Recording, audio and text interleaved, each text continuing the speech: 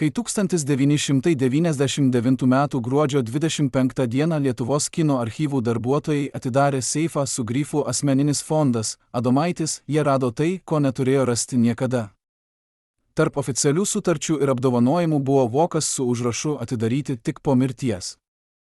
Viduje 38 rankraščio puslapiai, rašyti drebančia ranka su datų žymomis nuo 1996 iki 1999 metų. Tai buvo dienoraštis, kuriame aktorius aprašė savo paskutiniuosius metus, sprendimą atsisakyti pagalbos ir priežastis, kodėl pasirinko mirti vienatvėje. Bet kai archyvarai pradėjo skaityti, jie pastebėjo keistą detalę, 3 puslapiai buvo išplėšti. Kas juos pašalino? Ir dar svarbiau, ką tie puslapiai atskleidė apie tikrasias Adomaičio paskutinių dienų aplinkybės. Šiandien po daugiau nei 25 metų mes pirmą kartą viešai kalbame apie tuos dokumentus, kurie keičia viską, ką manėte žinantys apie legendinio aktoriaus pabaigą. Regimantas Adomaitis nebuvo paprastas aktorius, jis buvo simbolis, gyvas tiltas tarp sovietinės Lietuvos ir vakarų pasaulio. Kai 1970 m. pradžioje jis vaidino Hamleto vaidmenį Vilniaus dramos teatre, salė būdavo perpildyta ne tik dėl jo talento, bet ir dėl to, ką jis simbolizavo. Žmonės matė jame tai, ko patys troško – laisvę, eleganciją, galimybę būti kitokiam nei sistema leido. Jo kostiumas scenoje buvo siūtas pagal vakarų madas, jo judesiai buvo pernelyg laisvi sovietiniam teatrui, o jo žvilgsnis pernelyg išdidus. Bet už šio blizgančio fasado slėpėsi kažkas daug sudėtingesnio. Adomaitis mokėjo žaisti ne tik scenoje, bet ir gyvenime. Jis žinojo, kaip kalbėti su partijos pareigūnais, kaip gauti leidimus vykti į užsienį, kaip išlaikyti reputaciją ir kartu neperžengti raudonos linijos. Šis balansavimas ant peilio ašmenų tęsėsi dešimtmečius, kol vieną dieną jis tiesiog nusprendė nustoti žaisti. 1989 m. vasara buvo lūžio taškas ne tik Lietuvai, bet ir pačiam Adomaičiui. Kai šimtai tūkstančių žmonių susikibo rankomis Baltijos kelyje, jis stovėjo nuošalyje, stebėdamas iš savo buto lango Vilniuje. Buvę kolegos vėliau pasakojo, kad tą vakarą jis atsisakė dalyvauti šventinėme priėmime, skirtame Lietuvos nepriklausomybės judėjimui palaikyti. Kodėl? Ar jis bijojo? Ar jautė kaltę dėl savo ankstesnių kompromisų su sistema? O gal jau tada jautė, kad naujas pasaulis, kuris gimsta, nebeturi vietos tokiems kaip jis, žmonėms, kurie mokėjo gyventi tarp dviejų pasaulių? Dramos teatro režisierius Juozas Miltinis, kuris tuo metu buvo vienas iš nedaugelio, su kuriais Adomaitis dar bendravo, vėliau prisipažino: Regimantas man pasakė, kad jaučiasi kaip tiltas, kuris nebereikalingas, kai upė išdžiūsta. Jis bijojo ne naujos Lietuvos, o to, kad joje jam nebus vietos. Šie žodžiai pasirodė pranašiški. Kai Lietuva atgavo nepriklausomybę 1991 m. kovo 11 d., Adomaitis buvo 61 metų, amžius, kai daugelis aktorių dar yra savo karjeros viršūnėje. Bet jis pradėjo trauktis. Pirmiausia, atsisakė vaidmenų naujuose spektakliuose, paskui interviu, galiausiai ir pačių pasirodymų viešumoje. Buvę kolegos bandė jį kviesti į renginius, siūlė vaidmenis, prašė bent pasirodyti teatro jubiliejuose. Bet Adomaitis atsakydavo vis tą patį: aš pavargau. Šie du žodžiai tapo jo mantra, jo atsiribojimo nuo pasaulio formulė. Bet kas tiksliai jį taip pavargino?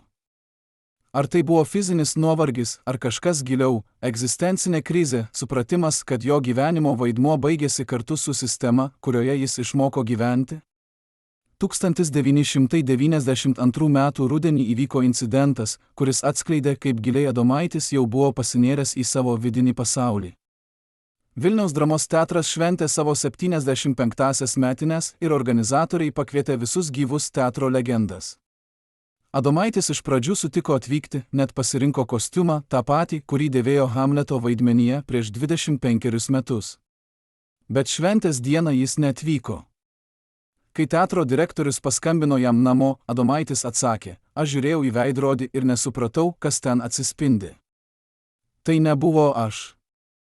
Tai buvo kažkoks senas žmogus, kuris bando apsimesti tuo, kuo kadaise buvo. Šis atsakymas sukrėtė teatro bendruomenę. Žmonės pradėjo kalbėti, kad Adomaitis serga depresija, kad jam reikia pagalbos. Bet kai draugai bandė siūlyti psichologų konsultacijas ar net paprastą kompaniją, jis atsakydavo griežtai: noriu būti vienas. Tai mano pasirinkimas. Bet ar tai tikrai buvo tik jo pasirinkimas? Archyvuose rastas dienoraštis atskleidžia kitą pusę. Vienoje iš išlikusių puslapių, datuotų 1993 m. vasario mėnesių, Adomaitis rašo: šiandien sužinojau, kad mano senas draugas Petras mirė vienas savo bute. Jį rado tik po savaitės, kai kaimynai pajuto kvapą. Aš pagalvojau, ar tai ne geriausias būdas išeiti? Be jokio cirko, be ašarų, be veidmainiškų kalbų apie tai, koks tu buvai puikus. Tiesiog išeiti tyliai, kaip užgesta žvakė. Šie žodžiai rodo, kad Adomaičio sprendimas izoliuotis nebuvo staigus impulsas, bet ilgai brandintas planas. Jis sąmoningai rengėsi mirčiai vienatvėje ir kiekvienas atsisakymas priimti pagalbą buvo žingsnis link šio tikslo. 1994 m. pavasarį Adomaitis pardavė savo butą Vilniaus centre ir persikėlė į mažą nameliuką Trakų rajone, prie miško. Šis žingsnis nustebino visus, kodėl žmogus, kuris visą gyvenimą gyveno mieste, staiga pasirenka tokią izoliaciją. Nekilnojamojo turto agentė, kuri tvarkė sandorį, vėliau pasakojo: jis paprašė, kad namas būtų kuo toliau nuo kaimynų. Kai paklausiau kodėl, jis atsakė: noriu girdėti tik paukščius ir vėją. Bet jo akyse mačiau ne ramybės troškimą, o kažkokį pasiryžimą, tarsi jis ruoštųsi karui su savimi. Namelis buvo kuklus, 2 kambariai, maža virtuvė, senas židinys. Jokių prabangos ženklų, jokių nuotraukų iš praeities, jokių apdovanojimų ant sienų. Adomaitis tarsi tyčia ištrynė visas savo buvusio gyvenimo pėdsakas. Bet vienatvė nebuvo absoliuti. Kartą per mėnesį jį aplankydavo buvusi teatro kostiumų siuvėja Ona Kazlauskienė, vienintelė žmogus, kuriam Adomaitis leido įeiti į savo naują gyvenimą. Ji atveždavo maisto, vaistų, kartais tiesiog pasėdėdavo tyloje. Ona vėliau davė vienintelį interviu apie tuos apsilankymus ir jos žodžiai atskleidžia bauginančią Adomaičio transformaciją. Kiekvieną kartą jis atrodė vis labiau nutolęs nuo šio pasaulio. Jis kalbėdavo apie save trečiuoju asmeniu, tarsi Regimantas Adomaitis būtų kažkas kitas, ne jis pats. Kartą jis man pasakė: Ona, tas žmogus, kuris vaidino Hamleto vaidmenį, mirė prieš daugelį metų. Aš tik jo šešėlis, kuris dar vaikšto žemėje. Šie žodžiai rodo ne tik depresiją, bet ir gilų identiteto krizę. Adomaitis nebežinojo, kas jis yra be scenos, be vaidmenų, be publikos.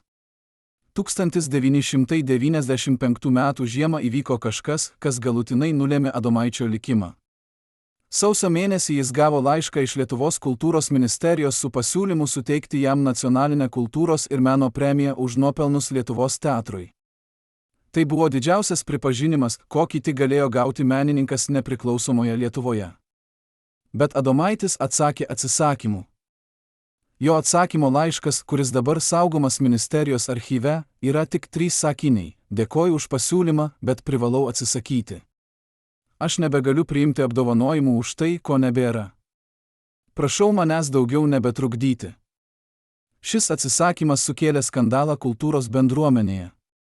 Žmonės negalėjo suprasti, kaip galima atsisakyti tokios garbės.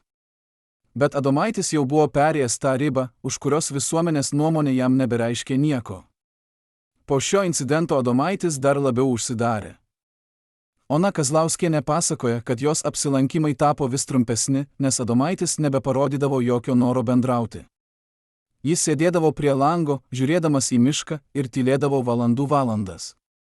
Kartais jis paprašydavo Onos perskaityti jam senus laikraščius, bet ne naujienų skyrius, tik nekrologus. Jis klausydavosi, kaip žmonės aprašo mirusiųjų gyvenimus, ir tada sakydavo: matai, Ona, visi tie žodžiai – melas. Niekas nežino, kaip iš tikrųjų gyveno tie žmonės, ką jautė, ko bijojo. Mes tik sukūrėme gražias istorijas, kad patys jaustumės geriau. Šie žodžiai atskleidžia Adomaičio cinizmą, kuris augo kartu su jo izoliacija. 1996 m. pavasarį Adomaitis pradėjo rašyti tą patį dienoraštį, kuris vėliau bus rastas archyve. Pirmasis įrašas, datuotas kovo 22 dieną, prasideda šiais žodžiais: šiandien nusprendžiau užrašyti savo paskutinių dienų kroniką. Ne dėl to, kad kas nors ją skaitytų, bet dėl to, kad pats suprasčiau, kodėl darau tai, ką darau. Aš pasirinksiu savo mirties laiką ir vietą. Tai bus mano paskutinis vaidmuo ir šį kartą aš būsiu tik savo režisierius, aktorius ir žiūrovas. Šie žodžiai rodo, kad Adomaitis sąmoningai planavo savo pabaigą kaip spektaklį, tik šį kartą be publikos. Bet kodėl jis taip pasirinko? Ar tai buvo paskutinis kontrolės aktas žmogaus, kuris visą gyvenimą jautėsi kontroliuojamas sistemos, režisierių, visuomenės lūkesčių? Dienoraštyje Adomaitis aprašo savo kasdienės rutinas su beveik maniakinė detale. Jis keldavosi 6 valandą ryto, gerdavo arbatą be cukraus, valgydavo tik 1 kartą per dieną, paprastai duoną su sūriu. Jis atsisakė mėsos, paskui žuvies, galiausiai ir dauguma daržovių. Aš mažinu savo poreikius, kol jų nebeliks visai, rašo jis birželio mėnesio įraše. Šis savanoriškas badavimas nebuvo greitas, jis truko mėnesius, gal net metus. Bet tai buvo sąmoningas pasirinkimas, ne liga ar neprižiūrėjimas. Adomaitis metodiškai ruošėsi mirčiai, tarsi tai būtų dar vienas vaidmuo, kurį reikia atlikti tobulai. Bet buvo ir kita pusė, momentai, kai Adomaitis rodė abejonės. Liepos mėnesio įraše jis rašo, šiandien pagalvojau, ar nesu tiesiog bailys. Gal aš bėgu ne nuo pasaulio, o nuo savęs? Gal visa ši filosofija apie orų išėjimą yra tik pateisinimas tam, kad nebeturėčiau kovoti su gyvenimu? Šie žodžiai rodo, kad Adomaitis nebuvo aklas savo sprendimui, jis kvestionavo save, kovojo su abejonėmis. Bet kiekvieną kartą jis grįždavo prie tos pačios išvados, aš pavargau gyventi. Ir tai yra pakankamai gera priežastis baigti. Rugpjūčio mėnesį įvyko incidentas, kuris galėjo viską pakeisti. Vienas iš Adomaičio buvusių studentų, jaunas aktorius Tomas Ragainis, sužinojo apie jo gyvenamąją vietą ir nusprendė aplankyti. Jis atvažiavo be išankstinio įspėjimo, su gėlėmis ir buteliu vyno. Kai Adomaitis atidarė duris, Tomas vėliau pasakojo, kad vos atpažino savo buvusį mokytoją. Jis buvo išsekęs su ilga barzda, drabužiai kabojo ant jo kaip ant pakaramojo. Bet blogiausia buvo jo žvilgsnis, jis žiūrėjo pro mane, tarsi aš būčiau vaiduoklis. Tomas bandė kalbėti apie senus laikus, apie teatrą, apie bendrus prisiminimus. Bet Adomaitis tik tylėjo. Galiausiai, po beveik valandos nepatogios tylos, jis pasakė, Tomai, aš vertinu tavo apsilankymą, bet prašau daugiau neatvažiuoti. Aš pasirinksiu savo kelią ir niekas negali man padėti. Tai ne tavo kaltė, ne mano kaltė, tai tiesiog taip yra. Tomas išvažiavo sukrėstas ir tai buvo paskutinis kartas, kai kas nors, išskyrus Oną, matė Adomaitį gyvą. Rugsėjo mėnesio dienoraštyje Adomaitis rašo apie sapnus, kurie jį kamuoja. Jis sapnuoja, kad vėl yra scenoje, bet negali prisiminti savo replikos. Publika laukia, režisierius šaukia, bet jis stovi tylus, jaučiantis visišką tuštumą. Šie sapnai yra mano pasąmonės būdas pasakyti, kad aš jau nebesu tas, kuo buvau. Aš esu tuščia kevala, kuris dar kvėpuoja, bet jau neturi sielos. Šie žodžiai yra gal skaudžiausi visame dienoraštyje, jie rodo žmogų, kuris prarado ne tik norą gyventi, bet ir pačią savo esmę. Spalio mėnesį Ona Kazlauskienė pastebėjo, kad Adomaitis pradėjo atsisveikinti. Jis nedavė jokių tiesioginių ženklų, bet jo elgesys pasikeitė. Jis pradėjo dovanoti jai savo daiktus, seną laikrodį, knygų, net savo mėgstamą arbatos puodelį. Kai Ona paklausė kodėl, jis atsakė, man jų nebereikia. Geriau, kad juos turėtų kas nors, kas juos vertina. Ona vėliau prisipažino, kad suprato, ką tai reiškia, bet bijojo paklausti tiesiogiai. Aš žinojau, kad jis ruošiasi mirti, bet nežinojau, kaip jį sustabdyti. Ir gal giliai širdyje supratau, kad neturiu teisės jo stabdyti, tai buvo jo gyvenimas, jo pasirinkimas. Lapkričio mėnesio 1 dieną Adomaitis parašė paskutinį dienoraščio įrašą. Jis yra trumpas, tik kelios eilutės, šiandien jaučiuosi ramiai. Aš priėmiau savo sprendimą ir nebijau. Mirtis nėra priešas, ji yra draugas, kuris pagaliau išlaisvins mane nuo šio vaidmens. Aš noriu išeiti vienas, tyliai, be jokio triukšmo. Tai bus mano paskutinis dovana sau, orumas pasirinkti. Po šių žodžių, tuščios eilutės, o paskui 3 išplėšti puslapiai. Kas buvo parašyta tuose puslapiuose? Ar tai buvo asmeniniai prisipažinimai, kuriuos Adomaitis pats sunaikino? Ar kas nors kitas juos pašalino po jo mirties? Šis klausimas lieka be atsakymo. Lapkričio 10 dieną Ona Kazlauskienė atvyko į savo įprastą mėnesinį apsilankymą. Ji beldėsi į duris, bet niekas neatsakė. Ji pabandė atidaryti, durys buvo neužrakintos. Viduje ji rado Adomaitį sėdintį savo mėgstamoje kėdėje prie lango, žiūrintį į mišką. Jis buvo miręs. Ant stalo šalia jo gulėjo atidarytas dienoraštis, o ant paskutinio puslapio mažas lapelis su užrašu: Ona, dėkoju už viską. Prašau, neliūdėk. Aš išėjau taip, kaip norėjau. Medicinos ekspertizė vėliau nustatė, kad Adomaitis mirė nuo širdies nepakankamumu, paspartinto ilgalaikio nepakankamo maitinimosi. Bet ar tai buvo natūrali mirtis ar savanoriškas išėjimas? Kur yra ta riba tarp pasyvaus savižudybės ir tiesiog atsisakymo kovoti už gyvenimą? Adomaičio laidotuvės buvo kuklios, kaip jis ir norėjo. Tik keletas artimų žmonių, jokių kalbų, jokio cirko. Bet jo mirtis sukėlė bangą diskusijų Lietuvos visuomenėje. Vieni jį vadino egoistu, kuris atsisakė priimti pagalbą. Kiti didvyriu, kuris turėjo drąsos gyventi ir mirti savo sąlygomis. Bet gal tiesa yra kažkur per vidurį? Gal Adomaitis buvo tiesiog žmogus, kuris prarado save perėjimo laikotarpiu, kai senas pasaulis žlugo, o naujame jam nebuvo vietos? Ar mes, kaip visuomenė, galėjome jam padėti? Ar turėjome teisę bandyti jį gelbėti prieš jo valią? Šie klausimai lieka aktualūs ir šiandien, kai vis daugiau žmonių pasirenka izoliaciją ir tylų išėjimą. Bet istorija nesibaigė su Adomaičio mirtimi.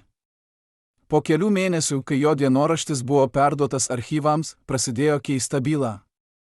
Kažkas bandė teisme užginčyti dienoraščio autentiškumą, tvirtindamas, kad tai klastotė. Kas buvo tas žmogus? Kodėl jam rūpėjo užginčyti Adomaičio paskutinius žodžius? Ir ar tie 3 išplėšti puslapiai turėjo kažkokią informaciją, kuri galėjo kam nors pakenkti? Šie klausimai atvedė tyrėjus prie netikėtos atradimo: Adomaitis nebuvo toks vienas, kaip visi manė. Buvo dar vienas žmogus, kuris žinojo apie jo planus, kuris galbūt net padėjo jam juos įgyvendinti. Bet kas buvo tas paslaptingas lankytojas, kuris atėjo pas Adomaitį paskutinę jo gyvenimo naktį? Ir kodėl niekas apie jį nekalbėjo iki šiol? 1999 m. pavasarį, praėjus beveik 3 metams po Adomaičio mirties, vienas iš Trakų rajono gyventojų kreipėsi į policiją su keista istorija. Jis tvirtino, kad lapkričio 9 dieną, naktį prieš Adomaičio mirtį, matė prie aktoriaus namų sustojusi tamsų automobilį.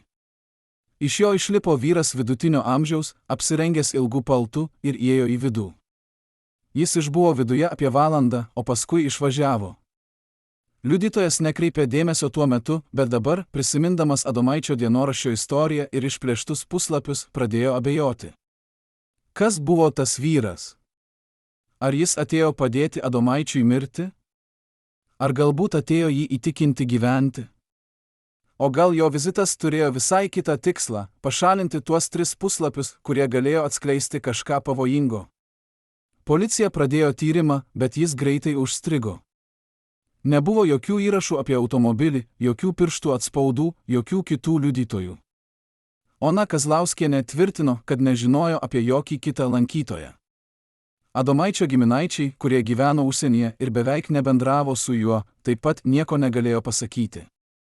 Byla buvo uždaryta kaip neišspręsta, bet klausimai liko.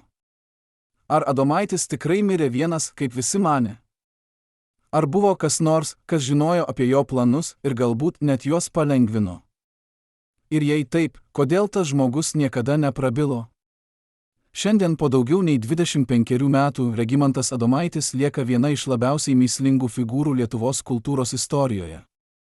Jo gyvenimas buvo kupinas prieštaravimų, jis buvo mylimas publikos, bet jautėsi vienas, jis buvo sėkmingas, bet jautėsi nesėkmingas, jis buvo gyvas, bet jautėsi miręs.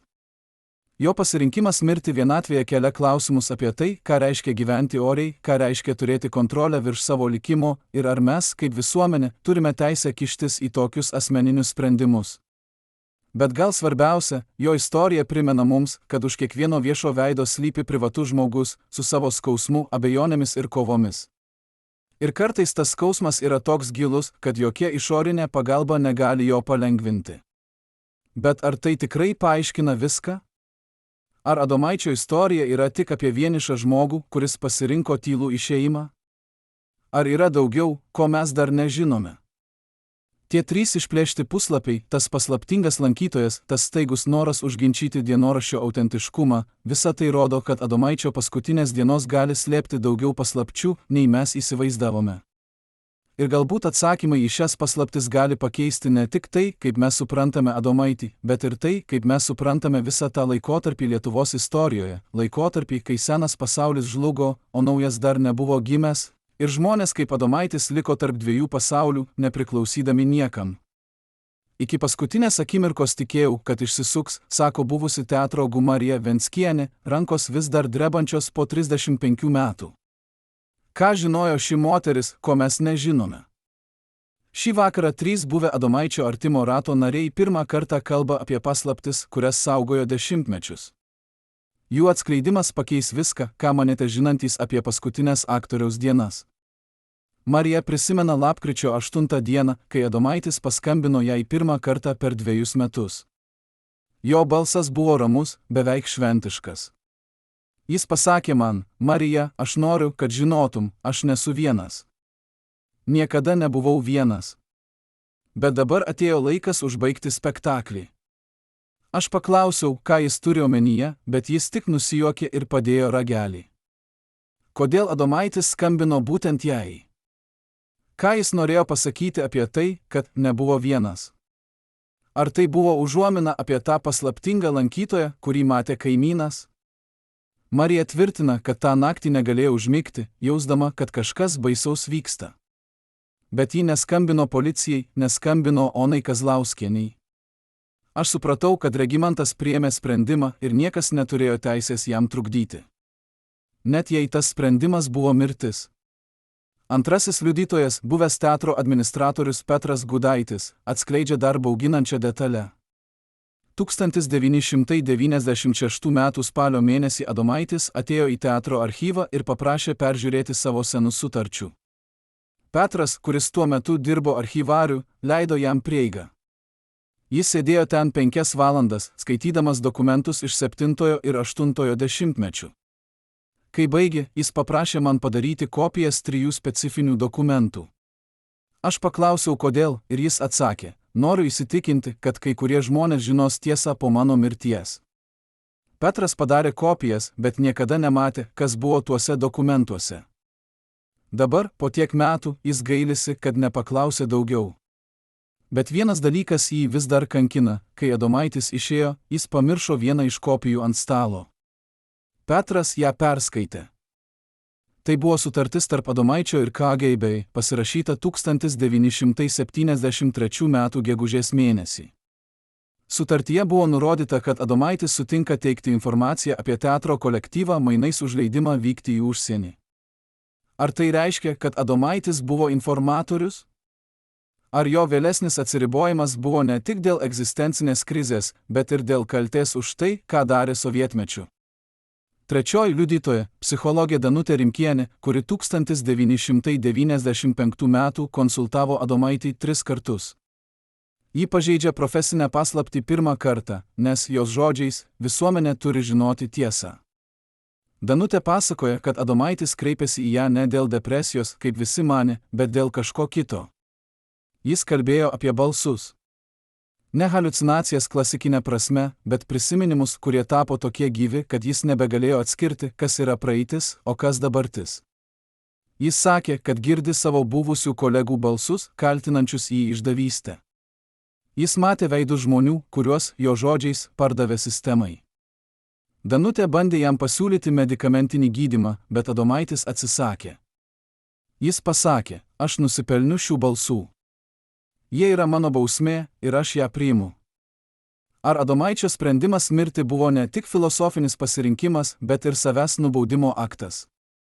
Ar jis tikėjo, kad mirtis yra vienintelis būdas atpirkti savo nuodėmes? Šios 3 liudijimų atskleidžia visiškai naują Adomaičio paveikslą. Jis nebuvo tik vienas žmogus, kovojantis su egzistencinė krize. Jis buvo žmogus, nešantis sunkią kaltės naštą, žmogus, kuris žinojo, kad jo praeitis gali būti atskleista bet kuriuo momentu. Ir galbūt būtent todėl jis pasirinko mirti vienatvėje, ne dėl to, kad norėjo ramybės, bet dėl to, kad bijojo susidoroti su tuo, kas gali išaiškėti. Bet kas tiksliai buvo tuose 3 išplėštuose dienoraščio puslapiuose? Ar ten buvo vardai žmonių, kuriuos jis išdavė? Ar ten buvo prisipažinimas apie kažką dar baisesnio? Ir kas turėjo pakankamai motyvacijos pašalinti tuos puslapius, pats Adomaitis prieš mirtį, ar tas paslaptingas lankytojas? 1999 m. vasarą, praėjus beveik 3 metams po Adomaičio mirties, įvyko netikėtas posūkis. Viena iš Vilniaus antikvariatų savininkė Jūratė Balčiūnienė kreipėsi į policiją su keista istorija. Pas ją atėjo vyras, siūlantis parduoti seną dienoraštį. Kai Jūratė paklausė, iš kur jis jį gavo, vyras atsakė miglotai, tai šeimos palikimas. Bet kai Jūratė pradėjo vartyti dienoraštį, ji atpažino Adomaičio rašyseną, ji buvo mačiusi jo autografus teatro programuose. Dar keisčiau, dienoraštis prasidėjo nuo 1996 m. kovo mėnesio, lygiai taip pat kaip ir tas, kuris buvo rastas archyvuose. Bet šis dienoraštis turėjo kažką, ko neturėjo archyvinis – 3 papildomus puslapius, įrištus į galą. Ar tai buvo tie patys 3 puslapiai, kurie buvo išplėšti iš originalaus dienoraščio? Jūratė iškart suprato, kad tai gali būti svarbu ir atsisakė pirkti, vietoj to pranešdama policijai. Bet kai policija atvyko, vyras jau buvo išėjęs, palikdamas dienoraštį ant prekystalio. Kas buvo tas vyras? Kodėl jis bandė parduoti tokį svarbų dokumentą? Ir svarbiausia, ką atskleidė tie 3 papildomi puslapiai? Policijos ekspertizė patvirtino, kad rašysena buvo Adomaičio, o popierius atitiko tą, kuris buvo naudojamas likusiame dienoraštyje. Tai reiškia, kad šie 3 puslapiai tikrai buvo dalis originalaus dienoraščio. Bet jų turinys buvo šokiruojantis. Pirmajame puslapyje Adomaitis rašė apie savo santykius su KGB pareigūnu vardu Viktoras Lebedenko. Jis aprašė, kaip Viktoras jį verbavo 1972 metų, kaip jis iš pradžių atsisakė, bet paskui sutiko po to, kai Viktoras pagrasino sugriauti jo karjerą. Aš pasakiau sau, kad darau tai dėl teatro, dėl meno. Bet tiesa yra ta, kad dariau tai dėl savęs, dėl galimybės vykti į Paryžių, į Londoną, į Niujorką. Aš pardaviau savo sielą už kelionių pasus ir užsienio valiutą. Šie žodžiai yra skaudus savo nuoširdumu. Adomaitis nepateisina savęs, neieško išsisukinėjimų. Jis tiesiog pripažįsta savo silpnumą. Antrajame puslapyje Adomaitis vardija žmones, apie kuriuos teikia informaciją. Sąrašas yra trumpas, tik 5 vardai, bet kiekvienas iš jų yra žinomas Lietuvos kultūros veikėjas. Vienas iš jų – režisierius Donatas Banionis, kuris 1975 metų buvo suimtas už antisovietinę propagandą. Kitas – poetas Justinas Marcinkevičius, kuris buvo uždrausta publikuoti savo kūrinius 3 metus. Adomaitis rašo, aš žinojau, kad mano žodžiai gali sunaikinti šių žmonių gyvenimus, bet vis tiek kalbėjau. Kiekvieną kartą, kai Viktoras paklausdavo, aš atsakydavau. Ir kiekvieną kartą, kai grįždavau namo, žiūrėdavau į veidrodį ir matydavau pabaisą. Šis prisipažinimas paaiškina, kodėl Adomaitis vėliau taip atkakliai vengė veidrodžių, kodėl jis sakė, kad nebeatpažįsta savęs. Jis negalėjo žiūrėti į save, nes matė ne aktorių, o išdaviką. Trečiajame puslapyje Adomaitis rašo apie savo paskutinį susitikimą su Viktoru Lebedenko. Tai įvyko 1991 metus vasario mėnesį, likus kelioms savaitėms iki Lietuvos nepriklausomybės paskelbimo. Viktoras pakvietė Adomaitį į slaptą susitikimą ir pasiūlė jam sandorį. Jis pasakė, kad KGB archyvai bus sunaikinti, bet kai kurie dokumentai gali atsitiktinai išlikti. Jis pasiūlė man garantiją, kad mano byla bus sunaikinta, jei aš suteiksiu jam informaciją apie naujus nepriklausomybės judėjimo lyderius. Adomaitis atsisakė. Tai buvo pirmą kartą per 20 metų, kai jis pasakė ne Viktorui. Aš supratau, kad jei sutinku, niekada nebegalėsiu sustoti. Aš būsiu jų įkaitas visą likusį gyvenimą. Todėl atsisakiau, net žinodamas, kad tai gali reikšti, jog mano praeitis bus atskleista. Šis sprendimas buvo drąsus, bet jis atėjo per vėlai. Žala jau buvo padaryta ir Adomaitis žinojo, kad negali jos atšaukti. Bet štai keisčiausia dalis, puslapio apačioje Adomaitis pridėjo pastabą, rašytą kitokiu rašalu, matyt, vėliau, Viktoras mirė 1993 metų. Oficiali mirties priežastis – širdies smūgis. Bet aš žinau tiesą. Jis buvo pašalintas, nes žinojo per daug. Ir aš bijau, kad aš būsiu kitas. Ką Adomaitis turėjo omenyje? Ar jis tikėjo, kad KGB ar jos įpėdiniai gali jį nužudyti, kad užtikrintų tylą? Ar jos sprendimas izoliuotis buvo ne tik filosofinis, bet ir praktinis bandymas pasislėpti nuo tų, kurie galėjo jį medžioti? Ir ar tas paslaptingas lankytojas lapkričio 9 dieną buvo susijęs su šiomis baimėmis? Šie 3 puslapiai pakeitė viską. Staiga Adomaičio mirtis atrodė ne kaip ramus išėjimas, bet kaip pabėgimas nuo kažko daug baisesnio. Policija pradėjo naują tyrimą, šį kartą fokusuodamas į galimybę, kad Adomaitis buvo nužudytas arba priverstas nusižudyti. Bet vėlgi, tyrimas užstrigo. Viktoras Lebedenko tikrai mirė 1993 metų ir jo mirtis buvo užregistruota kaip natūrali. Nebuvo jokių įrodymų, kad kas nors medžiojo Adomaitį. Ir medicinos ekspertizė vis dar tvirtino, kad jo mirtis buvo natūrali, nors ir paspartinta nepakankamo maitinimosi. Byla vėl buvo uždaryta, bet šį kartą su pastaba, negalima atmesti galimybės, kad velionis kentė nuo persekiojimo manijos, kuri prisidėjo prie jo sprendimo izoliuotis. Bet ar tai tikrai buvo tik manija? Ona Kazlauskienė, kuris skaitė tuos 3 puslapius policijos kvietimu, vėliau pasakojo, kai perskaičiau, ką Regimantas parašė apie Viktorą, prisimenu kažką, ką jis man sakė paskutinį kartą, kai jį mačiau gyvą. Jis pasakė, Ona, jei kas nors ateis pas tave po mano mirties ir klaus apie mane, nesakyk nieko. Tiesiog tylėk. Tai bus saugiau tau. Aš tuo metu maniau, kad jis tiesiog paranojiškas, bet dabar suprantu, jis tikrai bijojo kažko ar kažko. Šie žodžiai rodo, kad Adomaitis iki pat pabaigos gyveno baimėje. Bet ar ta baimė buvo pagrįsta, ar tai buvo tik jo kaltos sąžinės projekcija? 1999 m. rudenį įvyko dar vienas netikėtas įvykis. Buvęs KGB archyvaras, kuris emigravo į Vokietiją po Lietuvos nepriklausomybės, davė interviu vokiečių žurnalistui. Jame jis tvirtino, kad Adomaičio byla tikrai buvo sunaikinta 1991 metus, kaip ir dauguma kitų informatorių bylų. Bet jis pridūrė keistą detalę, prieš sunaikinant kažkas padarė bylos kopiją. Aš nežinau kas, bet mačiau, kaip dokumentai buvo kopijuojami naktį, kai niekas kitas nebuvo biure. Kitas rytas, originalai buvo sudeginti, bet kopija dingo. Kas padarė tą kopiją? Ar tai buvo Viktoras Lebedenko, bandantis apsaugoti save? Ar tai buvo kas nors kitas, turintis savo tikslus? Ir svarbiausia, kur yra ta kopija dabar? Šis klausimas atvedė tyrėjus prie naujos hipotezės. Galbūt tas paslaptingas lankytojas, kuris atėjo pas Adomaitį lapkričio 9 dieną, buvo ne žudikas, ne draugas, bet kažkas, turintis tą kopiją.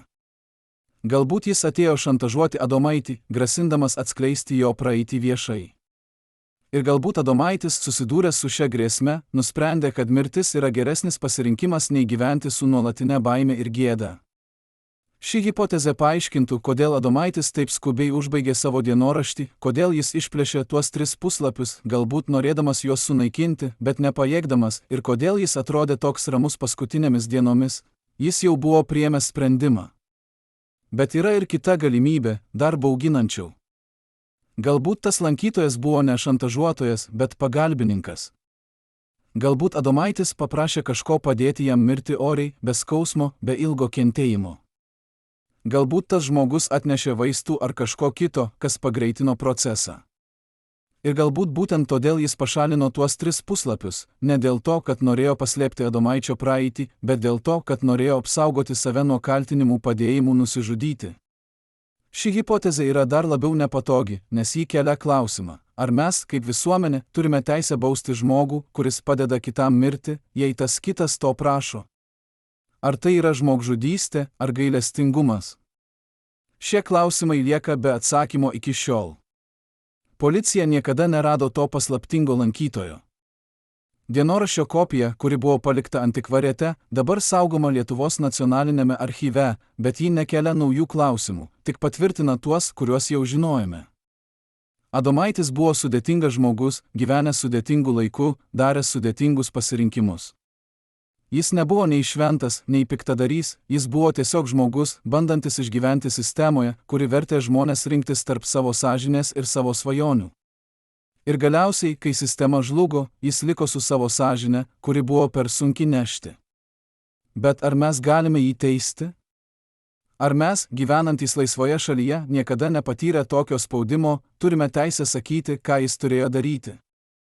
Daugelis žmonių, kurie gyveno sovietmečiu, darė kompromisus. Kai kurie didesnius, kai kurie mažesnius.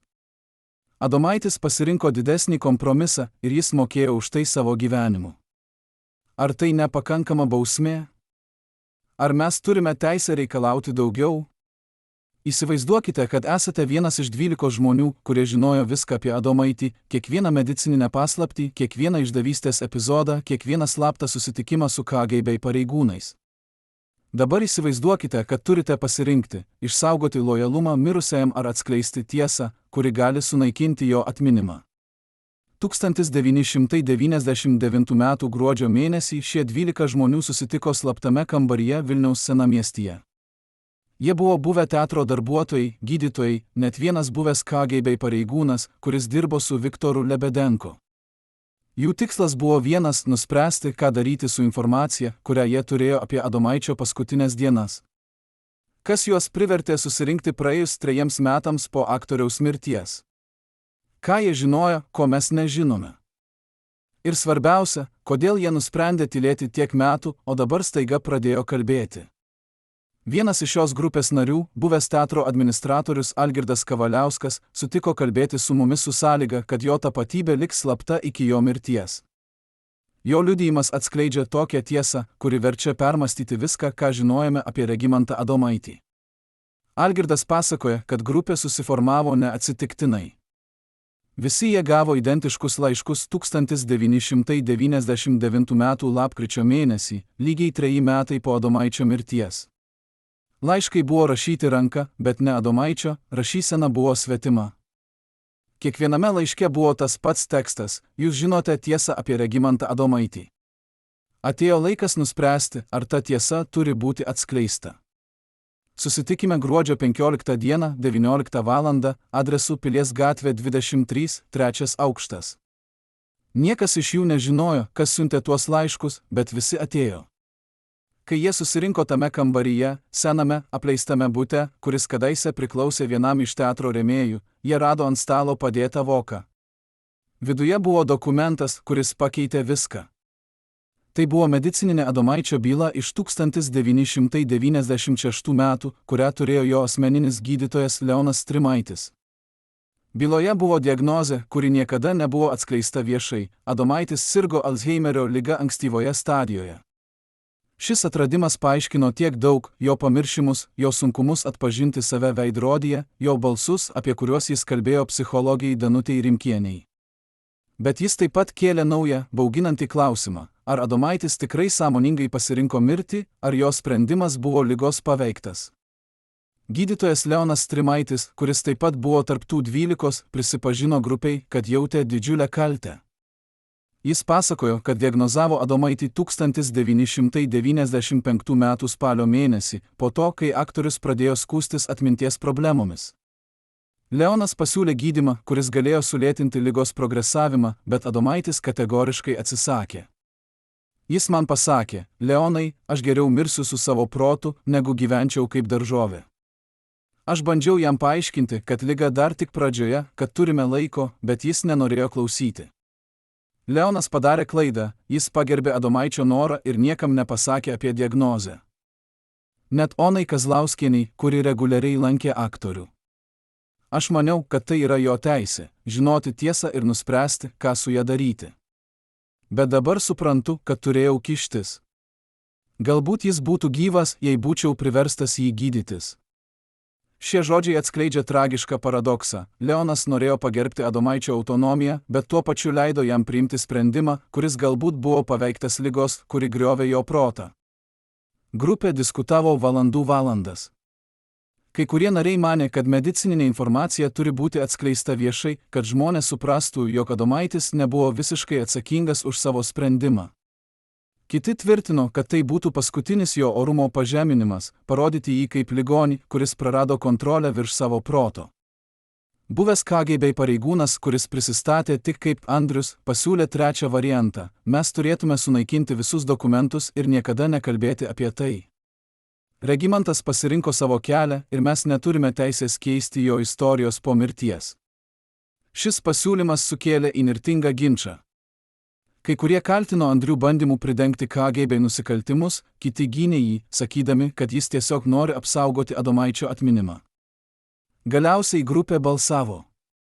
Rezultatas buvo 8-4, dauguma nusprendė tylėti.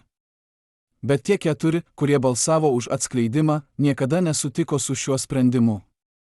Ir būtent vienas iš jų, Algirdas Kavaliauskas, dabar kalba su mumis. Algirdas paaiškina, kodėl jis nusprendė pažeisti grupės susitarimą: aš negaliu gyventi su šia paslaptimi. Kiekvieną kartą, kai matau Adomaičio nuotrauką ar girdžiu jo vardą, jaučiu, kad išduodu tiesą. Žmonės turi žinoti, kad jis nebuvo tik išdavikas ar egoistas. Jis buvo ligonis, kovojantis su liga, kuri atėmė iš jo viską: atmintį, tapatybę, gebėjimą priimti racionalius sprendimus. Ir mes, jo artimieji, leidome jam mirti vienam, nežinodami visos tiesos. Bet Algirdas taip pat atskleidžia kažką dar bauginančiau. Jis tiki, kad tas paslaptingas lankytojas, kuris atėjo pas Adomaitį lapkričio 9 dieną, buvo vienas iš tų 12. Aš neturiu įrodymų, bet turiu įtarimą. Kas dar žinojo apie Adomaičio būklę? Kas turėjo motyvaciją aplankyti jį paskutinę naktį? Ir kas turėjo priežastį pašalinti tuos 3 dienoraščio puslapius, kuriuose galbūt buvo užuominų apie ligą? Algirdas įvardyja 3 galimus įtariamuosius iš grupės, bet atsisako pasakyti jų vardus. Jis tik sako, vienas iš jų yra gydytojas, kuris galėjo padėti Adomaičiui mirti be skausmo. Kitas yra buvęs KGB pareigūnas, kuris turėjo priežastį užtikrinti, kad tam tikra informacija niekada nepasiektų viešumos. Trečias yra teatro darbuotojas, kuris mylėjo Adomaitį kaip brolį ir negalėjo žiūrėti, kaip jis kenčia. Šis atskleidimas verčia mus permastyti visą Adomaičio istoriją. Jei jis tikrai sirgo Alzheimerio liga, tai reiškia, kad jo dienoraštis, jo sprendimai, net jo prisipažinimai apie KGB bendradarbiavimą gali būti iškraipyti ligos. Alzheimerio liga ankstyvoje stadijoje gali sukelti paranoją, klaidingus prisiminimus, net haliucinacijas. Ar Adomaitis tikrai išdavė tuos 5 žmones, kurių vardus jis užrašė dienoraštyje? Ar tai buvo tikri prisiminimai, ar ligos sukurtos fantazijos? Ir jei tai buvo fantazijos, tai reiškia, kad mes teisėme žmogų už nusikaltimus, kurių jis galbūt niekada nepadarė. Bet jei tai buvo tikri prisiminimai, tai reiškia, kad liga tik sustiprino jo kaltę, padarydama ją nepakenčiamą. Abiem atvejais rezultatas tas pats: Adomaitis mirė, nešdamas naštą, kuri buvo per sunki bet kuriam žmogui. Medicininė byla, kurią grupė rado ant stalo, taip pat atskleidžia kitas bauginančias detalės. Leonas Strimaitis užrašė, kad Adomaitis pradėjo rodyti agresijos ženklus 1996 metų pabaigoje. Jis kartą puolė Leoną per konsultaciją, kaltindamas jį bandymu jį nunuodyti. Kitas kartas jis išdaužė veidrodį savo namuose, rėkdamas, kad tas žmogus veidrodyje nėra aš, tai kažkas kitas, kuris bando mane pakeisti. Šie epizodai rodo, kad Adomaičio būklė buvo daug blogesnė, nei kas nors įsivaizdavo. Ir vis dėlto niekas neįsikišo. Leonas pateisina save sakydamas, kad Adomaitis atsisakė bet kokios pagalbos, bet ar tai pakankamas pateisinimas? Ar gydytojas neturėjo pareigos pranešti apie pacientą, kuris kelia pavojų savo? Leonas atsako, aš žinojau, kad jei praneščiau, Regimantas būtų priverstas gydytis prieš savo valią. Jis būtų patalpintas į psichiatrinę ligoninę, galbūt net priverstinai medikuojamas. Aš negalėjau to padaryti jam, jis buvo mano draugas, ne tik pacientas. Šis atsakymas atskleidžia sudėtingą etinę dilemą, kada draugystė tampa svarbesnė už profesinę pareigą. Ir ar Leonas padarė teisingą pasirinkimą? Bet yra dar viena detalė, kuri daro šią istoriją dar sudėtingesnę. Medicininėje byloje yra pastaba, datuota 1996 m. spalio 25 d., likus tik 2 savaitės iki Adomaičio mirties. Leonas užrašė: pacientas šiandien buvo neįprastai ramus ir aiškus. Jis paprašė manęs padėti jam oriai išeiti. Aš paklausiau, ką jis turi omenyje, ir jis atsakė: tu žinai, ką turiu omenyje, Leonai. Aš nenoriu gyventi kaip daržovė. Aš noriu mirti, kol dar esu savimi. Aš atsisakiau padėti, bet jis tik nusišypsojo ir pasakė: nesijaudink, aš rasiu kitą būdą. Šis įrašas rodo, kad Adomaitis sąmoningai planavo savo mirtį net ligos akivaizdoje. Bet ar jis tikrai buvo savimi tuo momentu? Ar liga jau buvo paveikusi jo sprendimų priėmimo gebėjimą? Ir jei taip, ar mes galime vadinti jo mirtį orų išėjimu, ar tai buvo tiesiog tragiška ligos pasekmė? Algirdas taip pat atskleidžia, kad grupė rado dar vieną dokumentą tame voke, laišką adresuotą tam, kuris ras šiuos dokumentus. Laiškas buvo rašytas ta pačia nežinoma rašysena kaip ir kvietimai į susitikimą. Jame buvo parašyta: aš žinau, ką jūs žinote apie Regimantą Adomaitį. Aš žinau apie jo ligą, apie jo bendradarbiavimą su KGB, apie jo paskutinės dienas. Bet aš taip pat žinau kažką, ko jūs nežinote. Regimantas nebuvo vienas, kai mirė. Aš buvau su juo. Ir aš padėjau jam išeiti taip, kaip jis norėjo, oriai, be skausmo, be baimės. Jūs galite mane vadinti žudiku, bet aš save vadinu draugu. Ir aš niekada nesigailėsiu to, ką padariau. Šis laiškas patvirtina, kad tas paslaptingas lankytojas tikrai egzistavo ir kad jis sąmoningai padėjo Adomaičiui mirti. Bet kas jis buvo? Ir kodėl jis nusprendė atskleisti tai grupiai praėjus 3 metams? Grupė bandė išsiaiškinti, kas galėjo parašyti tą laišką. Jie palyginimo rašyseną su visų 12 narių rašysena, bet nerado atitikmenų. Tai reiškia, kad autorius buvo kas nors iš išorės, kas nors, kuris žinojo apie grupę, bet nebuvo jos narys. Algirdas tiki, kad tai galėjo būti pats Viktoras Lebedenko, kuris, priešingai oficialiai versijai, nėra miręs 1993 metų. Pagalvokite apie tai, KGB pareigūnas, kuris žino, kad jo organizacija žlunga, kuris turi priežastį dingti. Ar nebūtų logiška, kad jis sufabrikuotų savo mirtį ir gyventų slaptai? Ir ar nebūtų logiška, kad jis išlaikytų ryšį su savo buvusiais informatoriais, įskaitant Adomaitį? Ši teorija skamba kaip sąmokslo teorija, bet Algirdas turi tam tikrų įrodymų. Jis pasamdė privatų detektyvą, kuris ištyrė Viktoro Lebedenko mirties aplinkybės. Detektyvas atrado, kad laidotuvėse buvo uždarytas karstas, kad niekas iš šeimos narių nematė kūno ir kad kremavimas įvyko neįprastai greitai, per 24 valandas po mirties paskelbimo.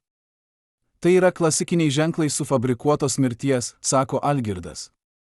Bet jis taip pat pripažįsta, kad neturi jokių tiesioginių įrodymų, kad Viktoras gyvas. Nepriklausomai nuo to, kas parašė tą laišką, jo turinys kelia fundamentalų klausimą: ar padėti kam nors mirti yra žmogžudystė ar gailestingumas? Lietuvos įstatymai yra aiškus, eutanazija yra nelegali, ir bet kas, kuris padeda kitam nusižudyti, gali būti kaltinamas žmogžudyste. Bet ar įstatymai visada atspindi moralę? Jei Adomaitis tikrai kentė nuo Alzheimerio ligos, jei jis žinojo, kad jo būklė tik blogės, jei jis prašė pagalbos oriai išeiti, ar tas, kuris jam padėjo, nusipelnė bausmės ar padėkos? Algirdas mano, kad padėkos. Aš norėčiau, kad kas nors padarytų man tą patį, jei kada nors būsiu tokioje situacijoje. Aš nenoriu gyventi kaip daržovė, nenoriu, kad mano šeima matytų mane tokį. Jei kas nors turėtų drąsos man padėti išeiti oriai, aš būčiau dėkingas. Bet kiti grupės nariai nesutinka. Jie tiki, kad gyvybė yra šventa, kad niekas neturi teisės ją atimti, net jei pats žmogus to prašo. Šis ginčas tęsiasi iki šiol. Grupė susiskaldė, kai kurie nariai vis dar palaiko tylėjimo susitarimą, kiti, kaip Algirdas, nusprendė kalbėti. Ir kiekvienas naujas atskleidimas tik kelia daugiau klausimų. Ar Adomaitis tikrai buvo KGB informatorius, ar tai buvo ligos sukurta fantazija? Ar jis tikrai išdavė tuos 5 žmones, ar tai buvo klaidingi prisiminimai? Ar jo sprendimas mirti buvo sąmoningas pasirinkimas, ar ligos pasekmė? Ir ar tas, kuris jam padėjo, buvo draugas ar žudikas? Mes galbūt niekada nesužinosime atsakymų į šiuos klausimus. Bet viena yra aišku, Regimantas Adomaitis nebuvo paprastas žmogus, gyvenęs paprastą gyvenimą. Jis buvo sudėtinga, prieštaringa figūra, kuri atspindėjo savo laiko sudėtingumą ir prieštaravimus. Saugykla su grifu M0544 dosarės tokios slaptingos, kad visos šalyje egzistavo tik 3 kopijos. Šiuose dosarėse buvo informacija apie tikrą Adomaičio sveikatą, apie jo bendradarbiavimo su KGB detalės ir apie kažką daug šokiruojančiau, tikruosius santykius tarp aktoriaus ir jo artimiausio rato. Kodėl šios dosarės buvo sunaikintos lygiai tą dieną, kai Adomaitis mirė? Kas davė įsakymą jas sunaikinti? Ir svarbiausia, ar visos kopijos tikrai buvo sunaikintos, ar viena iš jų vis dar egzistuoja kažkur, laukdama būti atskleista. Buvęs archyvaras Vytautas Mockus, kuris dirbo Lietuvos specialiųjų archyvų departamente 1996 metų, prisimena tą dieną labai aiškiai. Lapkričio 10 dieną, lygiai tą pačią dieną, kai Ona Kazlauskienė rado Adomaitį mirusį, Vytautas gavo skubrų telefoninį skambutį iš savo viršininko. Jis man pasakė: Vytautai, turime neatidėliotiną užduotį. Reikia nedelsiant sunaikinti visas dosarės su grifu CM0544. Aš paklausiau, kodėl tokia skuba, ir jis atsakė: tai įsakymas iš viršaus. Neklausinėk, tiesiog daryk. Vytautas ir jo kolega Raimondas Petrauskas praleido visą dieną ieškodami tų dosarių archyvuose. Jie rado 2 kopijas, vieną Vilniuje, kitą Kaune. Abi buvo nedelsiant sudegintos specialioje krosnelėje, skirtoje slaptų dokumentų naikinimui. Bet Vytautas prisimena keistą detalę. Kai jie degino Vilniaus kopiją, jis spėjo pažvelgti į kelis puslapius. Viename iš jų buvo medicininė ataskaita apie Adomaitį, datuota 1995 metų. Ataskaitoje buvo parašyta: subjektas rodo aiškius kognityvinės degradacijos ženklus. Rekomenduojama nutraukti aktyvų stebėjimą ir leisti natūraliai eigai. Vytautas tuo metu nesuprato, ką tai reiškia, bet dabar, žinodamas apie Alzheimerio diagnozę, jis supranta, KGB žinojo apie Adomaičio ligą ir nusprendė jį palikti ramybėje. Jie nebematė jo kaip grėsmės ar naudingo informacijos šaltinio. Jis buvo tiesiog ligonis, kuris greitai mirs. Todėl jie nutraukė stebėjimą. Bet kodėl tada jie sunaikino dosarės lygiai tą dieną, kai jis mirė? Vytautas tiki, kad tai nebuvo sutapimas, kažkas žinojo, kad Adomaitis mirs tą dieną. Ir tas kažkas norėjo užtikrinti, kad visos pėdsakos būtų pašalintos prieš prasidedant bet kokiam tyrimui. Bet kas galėjo žinoti apie Adomaičio mirtį prieš ją įvykstant? Vienintelė logiška išvada – tas paslaptingas lankytojas. Jei jis tikrai padėjo Adomaičiui mirti, jis žinojo tikslų laiką. Ir jei jis turėjo ryšių su buvusia KGB struktūra ar jos įpėdiniais, jis galėjo duoti įsakymą sunaikinti dosarės. Tai reikštų, kad Adomaičio mirtis nebuvo spontaniška, ji buvo suplanuota, galbūt net koordinuota su kitais žmonėmis. Algirdas Kavaliauskas, kuris girdėjo apie Vytauto istoriją, tiki, kad tai patvirtina jo teoriją apie Viktorą Lebedenko, kas kitas turėtų tokią galią duoti įsakymus archyvams. Kas kitas turėtų tokį motyvaciją užtikrinti, kad visos pėdsakos būtų pašalintos? Tik aukšto rango KGB pareigūnas, kuris vis dar turi ryšių su saugumo struktūromis. Bet vėlgi, tai yra tik teorija, nepatvirtinta jokiais tiesioginiais įrodymais. Vytautas taip pat atskleidžia, kad 3 dosarės kopija niekada nebuvo rasta. Pagal oficialius įrašus, ji turėjo būti Maskvoje, Rusijos federalinės saugumo tarnybos archyvuose. Bet kai Vytautas ir Raimondas kreipėsi į Maskvą, jiems buvo pasakyta, kad tokia dosarė neegzistuoja. Jie tvirtino, kad niekada negavo jokių dokumentų apie Regimantą Adomaitį. Bet mes žinojome, kad tai melas, archyviniai įrašai aiškiai rodė, kad kopija buvo išsiųsta į Maskvą 1987 metų. Kur dingo ta 3 kopija? Ar ji buvo sunaikinta anksčiau? Ar ji vis dar egzistuoja Rusijos archyvuose, bet yra slepiama? O gal kas nors ją pavogė ir dabar laiko kaip draudimą ar šantažo įrankį? Šie klausimai lieka be atsakymo, bet jie rodo, kad Adomaičio istorija yra daug sudėtingesnė, nei atrodė iš pradžių. Dosarėse taip pat buvo informacija apie Adomaičio finansus.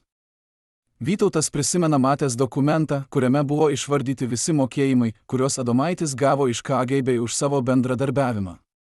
Suma buvo stulbinanti, daugiau nei 30 000 rublių per 20 metų, kas tuo metu buvo didžiulė suma. Tai nebuvo tik smulkus pinigai už informaciją. Tai buvo sisteminis, ilgalaikis finansavimas. Adomaitis buvo ne tik informatorius, jis buvo apmokamas agentas. Šis atradimas dar labiau komplikuoja Adomaičio paveikslą. Jei jis gavo tiek daug pinigų, tai reiškia, kad jo bendradarbiavimas buvo daug intensyvesnis, nei jis prisipažino savo dienoraštyje. Galbūt tie 5 vardai, kuriuos jis užrašė, buvo tik ledkalnio viršūnė. Galbūt jis išdavė 10, gal net 100 žmonių per tuos 20 metų. Bet yra ir kita interpretacija. Galbūt KGB mokėjo jam ne už informaciją, bet už tylėjimą. Galbūt Adomaitis žinojo kažką apie pačią KGB, kažkokią operaciją, kažkokį skandalą, kažkokią paslaptį, ir jie mokėjo jam, kad jis tylėtų. Ši teorija paaiškintų, kodėl Dosarės buvo tokios slaptingos, kodėl jos buvo sunaikintos taip skubiai ir kodėl 3 kopija dingo. Jei Adomaitis žinojo kažką, kas galėjo pakenkti galingiems žmonėms, jo mirtis galėjo būti ne tik asmeninis pasirinkimas, bet ir politinis aktas. Algirdas Kavaliauskas tiki šią teoriją. Pagalvokite, kodėl KGB investuotų tiek daug pinigų į vieną aktorių. Jis nebuvo politikas, ne karinis pareigūnas, ne mokslininkas su slaptomis žiniomis. Jis buvo tiesiog aktorius. Vienintelis paaiškinimas yra tas, kad jis žinojo kažką, ko jie nenorėjo, kad kas nors kitas žinotų. Bet ką Adomaitis galėjo žinoti? Algirdas turi teoriją, pagrįstą fragmentais informacijos, kuriuos jis surinko per metus. 1970 metų pradžioje Adomaitis dažnai vykdavo į užsienį, į Paryžių, Londoną, net Niujorką. Oficialiai jis vykdavo kaip kultūrinis ambasadorius, atstovaujantis sovietinį teatrą.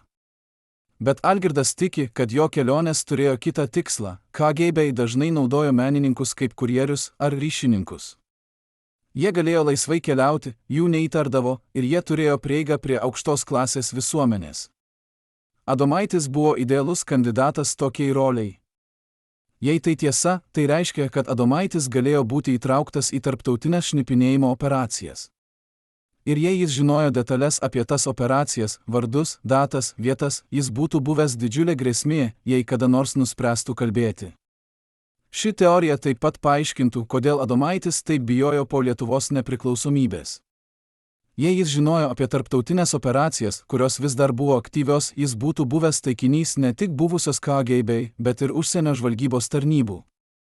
Galbūt jo paranoja nebuvo tik ligos simptomas, galbūt ji buvo pagrįsta realia grėsme. Ir galbūt jo sprendimas izoliuotis buvo ne tik filosofinis, bet ir praktinis bandymas išvengti tų, kurie galėjo jį medžioti. Algirdas net eina toliau. Aš manau, kad tas paslaptingas lankytojas nebuvo draugas, atėjęs padėti jam mirti. Aš manau, kad jis buvo agentas, atsiųstas užtikrinti, kad Adomaitis niekada nekalbės.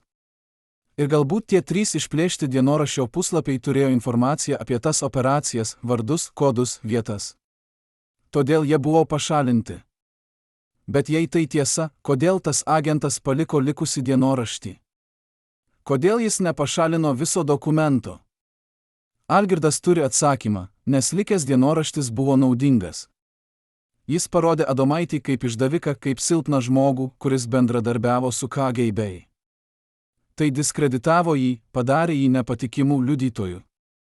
Jei kas nors kada nors rastų tuos 3 puslapius su tikra informacija, niekas netikėtų, visi manytų, kad tai tik dar viena ligos sukurta fantazija. Ši teorija yra sudėtinga ir galbūt per daug sąmoksliška, bet ji turi tam tikrą logiką. Ir ji paaiškintų, kodėl Adomaičio istorija yra tokia pilna prieštaravimų ir neišspręstų klausimų. Vytautas Mockus, kuris dabar yra pensijoje, vis dar jaučia kaltę dėl to, kad sunaikino tas Dosarės. Aš žinojau, kad darau kažką negerai. Tie dokumentai buvo istoriniai įrodymai, kurie turėjo būti išsaugoti. Bet aš buvau tik eilinis darbuotojas, vykdantis įsakymus. Aš neturėjau pasirinkimo. Bet ar jis tikrai neturėjo pasirinkimo? Ar jis negalėjo atsisakyti? Ar negalėjo paslėpti bent vienos kopijos? Vytautas prisipažįsta, kad galvojo apie tai, aš norėjau paslėpti bent kelis puslapius, bet bijojau. Aš žinojau, kad jei būsiu sugautas, mano karjera būtų baigta, galbūt net būčiau kaltinamas nusikaltimu. Todėl padariau tai, kas buvo saugiausia man, sunaikinau viską, kaip man buvo liepta. Šis prisipažinimas rodo, kaip baimė ir savęs išsaugojimo instinktas gali priversti žmones daryti dalykus, kurių jie vėliau gailisi. Bet istorija su dosarėmis nesibaigia čia. 1002 metų vasarą Vytautas gavo keistą telefoninį skambutį. Skambintojas prisistatė kaip draugas iš praeities ir paklausė, ar Vytautas prisimena dosarės su grifu CM0544. Vytautas, įtardamas, kad tai gali būti spąstai, atsakė atsargiai, aš nežinau, apie ką jūs kalbate. Bet skambintojas tęsė, aš žinau, kad jūs jas sunaikinote. Bet aš taip pat žinau, kad jūs padarėte kažką, ko neturėjote daryti. Ir aš noriu žinoti, kur tai yra. Vytautas buvo suglumęs, jis nieko nebuvo paslėpęs. Bet skambintojas atrodė įsitikinęs, kad Vytautas turi kažkokią kopiją ar fragmentą. Pokalbis baigėsi grėsmingai, jei nepasakysite man savanoriškai, mes rasime kitą būdą sužinoti. Po to skambučio Vytautas niekada daugiau negirdėjo iš to žmogaus, bet jis gyveno baimėje 4 metus, laukdamas, kada kas nors ateis pas jį. Kas buvo tas skambintojas? Ir kodėl jis manė, kad Vytautas turi kažką paslėpęs? Algirdas Kavaliauskas tiki, kad tai buvo tas pats žmogus, kuris parašė laišką 12 grupiai, galbūt Viktoras Lebedenko, galbūt kas nors kitas iš buvusios KGB struktūros. Jie ieško tos trečiosios kopijos. Jie žino, kad ji kažkur egzistuoja ir jie nori ją susigrąžinti prieš ją atras kas nors kitas. Bet jei trečioji kopija tikrai egzistuoja, kur ji galėtų būti? Algirdas turi kelis įtarimus, galbūt ji vis dar Maskvoje, paslėpta giliai archyvuose. Galbūt ją turi privatus kolektorius, kuris pirko ją iš korupcinio pareigūno. O gal ją turi pats tas paslaptingas lankytojas, kuris naudoja ją kaip draudimą prieš tuos, kurie galėtų norėti jį nutildyti. Nepriklausomai nuo to, kur yra ta trečioji kopija, viena yra aišku, Adomaičio istorija yra daug didesnė už vieną žmogų. Ji yra istorija apie sistemą, kuri naudojo žmones kaip įrankius, apie paslaptis, kurios vis dar slepiamos ir apie galią, kuri vis dar veikia už kulisų. Ir kol tos dosarės nebus rastos ir atskleistos viešai, mes niekada nežinosime visos tiesos apie Regimantą Adomaitį. Bet galbūt tai ir yra tikslas, galbūt yra žmonių, kurie nori, kad tiesa liktų paslėpta amžinai. Ir galbūt Adomaičio mirtis buvo tik vienas žingsnis užtikrinant, kad taip ir būtų. Paskutinė naktis. Lapkričio 9, 1996 metų. Regimantas Adomaitis sėdi savo kėdėje prie lango, žiūrėdamas į tamsų mišką. Jo namuose nėra šviesos, tik žvakė ant stalo, mėtanti šešėlius ant sienų. Jis žino, kad šiandien yra jo paskutinė diena. Jis jautė tai visą savaitę, keistą ramybę, kuri ateina kaip priimi neišvengiamybę. Jo kūnas yra silpnas, jo protas miglota, bet jo pasiryžimas yra tvirtas. Jis nebenori kovoti. Jis nebenori kentėti. Jis nori tik vieno – ramybės. Ir šiandien jis ją gaus. Bet jis nėra vienas. Už durų laukia kažkas. Kažkas, kuris atėjo padėti jam įvykdyti paskutinį jo gyvenimo aktą. Kas yra tas žmogus? Kodėl jis sutiko padėti? Ir kas nutiks po to, kai viskas bus baigta? Laikrodis rodo 19:30, kai pasigirsta tylus beldimas į duris. Adomaitis nekyla iš kėdės, jis žino, kas ten. Jis tiesiog sako, įeik. Durys atsidaro ir įeina vyras. Jis yra vidutinio amžiaus, apsirengęs tamsiu paltu, su kepure, užtraukta žemai ant akių. Jis neprisistatinėja, nereikia. Adomaitis jį pažįsta. Jie žiūri vienas į kitą kelias sekundės tyloje. Paskui vyras sako, ar esi tikras? Adomaitis linktelėja, aš niekada nebuvau toks tikras. Vyras priartėja prie stalo ir ištraukia iš kišenės mažą buteliuką su skaidriu skysčiu. Jis padeda jį ant stalo šalia žvakės. Tai bus greita ir be skausmo, sako jis. Adomaitis pažvelgia į buteliuką, paskui atgal į vyrą. Dėkoju, sako jis paprastai, tarsi vyras būtų atnešęs jam arbatos, o ne mirties. Bet prieš išgerdamas Adomaitis nori kalbėti. Jis nori, kad kas nors išgirstų jo paskutinius žodžius, ne tuos, kuriuos jis užrašė dienoraštyje, bet tikrus, nesuklastotus žodžius. Jis pradeda kalbėti ir vyras klausosi, sėdėdamas priešais jį. Adomaitis kalba apie savo gyvenimą, ne apie šlovę, ne apie vaidmenis, ne apie keliones.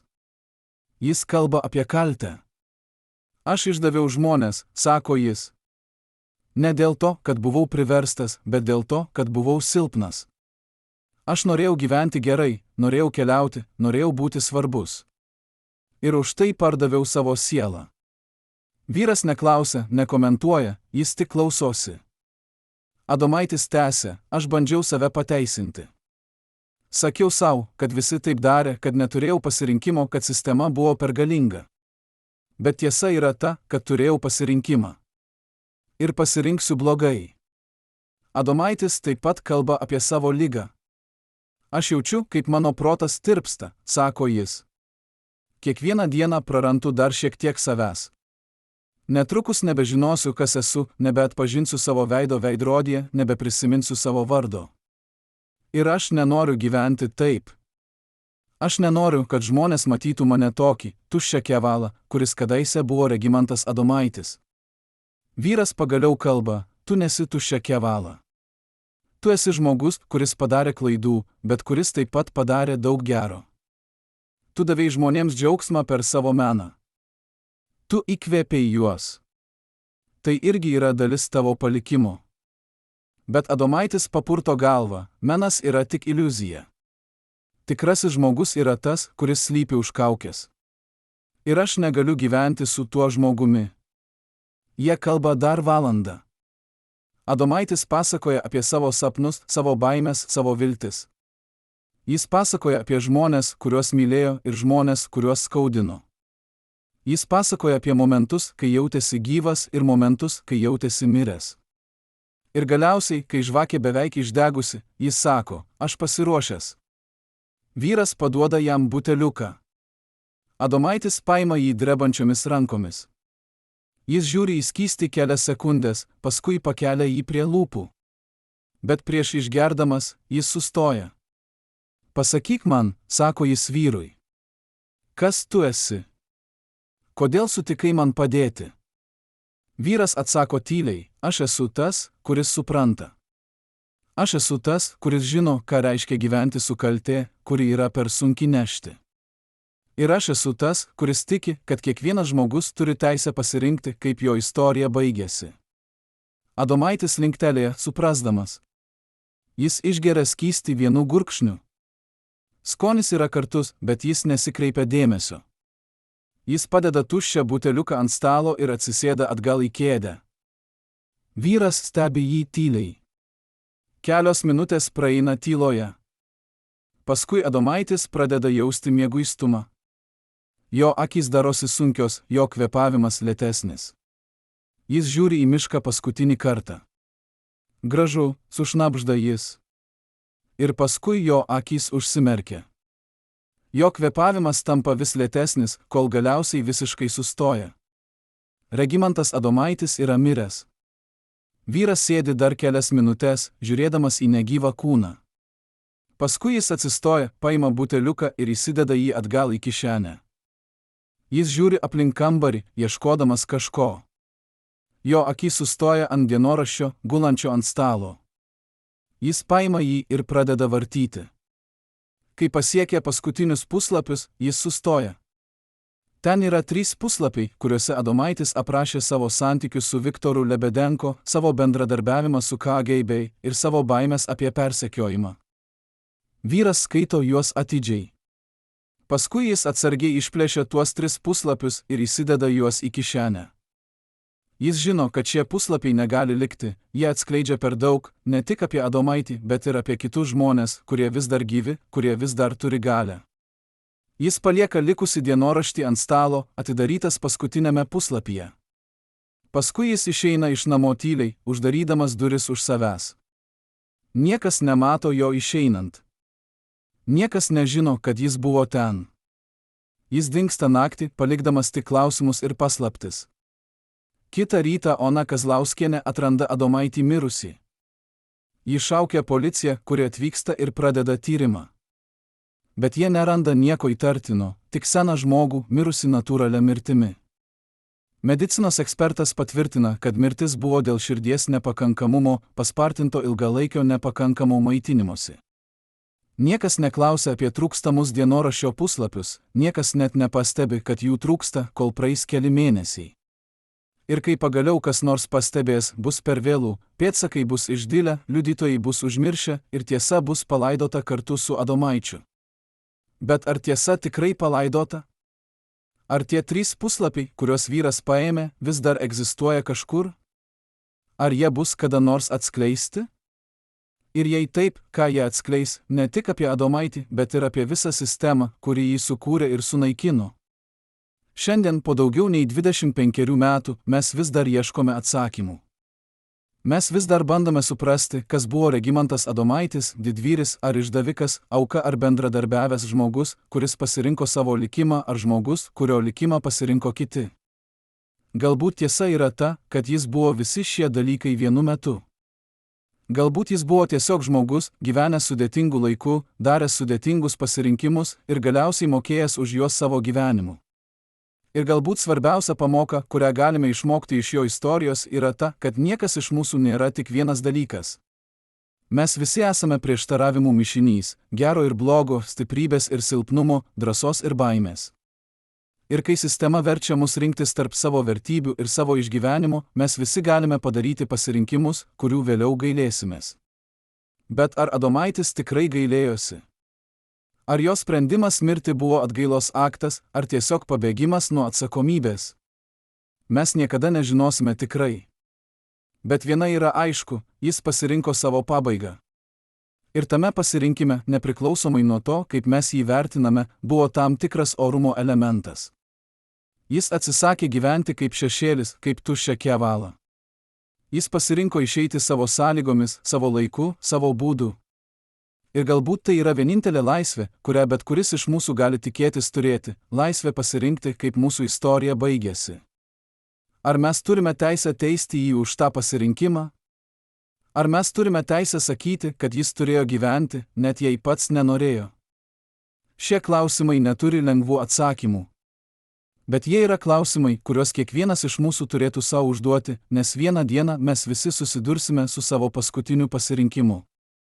Ir kai tas laikas ateis, mes norėsime, kad kiti pagerbtų mūsų sprendimą, kaip mes turėtume pagerbti Adomaičio. Pirmą kartą per 35 metus žmogus, kuris buvo atsakingas už Adomaičio asmeninę saugą teatro laikais, sutinka kalbėti prieš kameras. Tai, ką jis mums pasakoja apie paskutinės aktoriaus savaitės, apvers viską, ką manėte žinantys. Nuo privačių pokalbių tarp Regimanto ir jo artimiausių žmonių iki desperatiškų bandymų pabėgti nuo praeities, iki momento, kai jis suprato, kad viskas baigta. Išskirtinis liudijimas, kuris laikys jūs įtemptuose iki pat pabaigos. Buvęs teatro saugumo darbuotojas Henrikas Daujotas, kuris dirbo su Adomaičiu nuo 1975 iki 1991 metus, prisimena keistą pokalbį, įvykusi 1996 metų spalio pradžioje. Adomaitis pakvietė jį į savo namelį Trakų rajone, pirmą ir vienintelį kartą per 5 metus po aktoriaus pasitraukimo iš viešojo gyvenimo. Henrikas atvažiavo, tikėdamasis rasti seną draugą, bet vietoj to rado žmogų, kuris atrodė kaip vaiduoklis. Jis buvo išsekęs su įdubusiomis akimis, su drabužiais, kurie kabojo ant jo kaip ant pakaramojo. Bet blogiausia buvo jo žvilgsnis, jis žiūrėjo pro mane, tarsi bandytų įžvelgti kažką, ko aš nematau, pasakoja Henrikas. Adomaitis paprašė Henriko padaryti jam paslaugą, surasti tam tikrus dokumentus iš teatro archyvų. Jis nepasakė, kokius tiksliai, tik davė sąrašą datų ir kodų. Henrikas sutiko, nors jautė, kad kažkas negerai. Per kelias savaitės jis surado tuos dokumentus, tai buvo senos sutartys, susirašinėjimo kopijos, kelionių leidimai. Kai jis atnešė juos Adomaičiui, aktorius praleido valandas skaitydamas juos, kartais sustodamas ir užsirašydamas kažką į savo dienoraštį. Aš paklausiau, ko jis ieško, ir jis atsakė, aš bandau suprasti, kada tiksliai pardaviau savo sielą. Ar tai buvo vienas momentas, ar tai buvo laipsniška degradacija? Aš turiu žinoti, Henrikai, nes tai vienintelis būdas atleisti savo. Šie žodžiai sukrėtė Henriką, jis suprato, kad Adomaitis neieško pateisinimo, o atpirkimo. Bet ar atpirkimas įmanomas žmogui, kuris nešioja tokią sunkią kaltės naštą? Henrikas taip pat atskleidžia, kad Adomaitis jam užsiminė apie juodąjį sąrašą.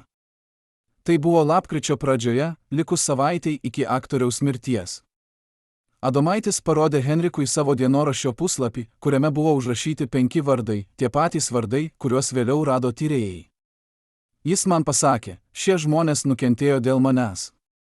Aš daviau jų vardus Viktorui ir jie buvo nubausti. Kai kurie prarado darbus, kai kurie buvo įkalinti, vienas net mirė kalėjime. Ir aš negaliu su tuo gyventi.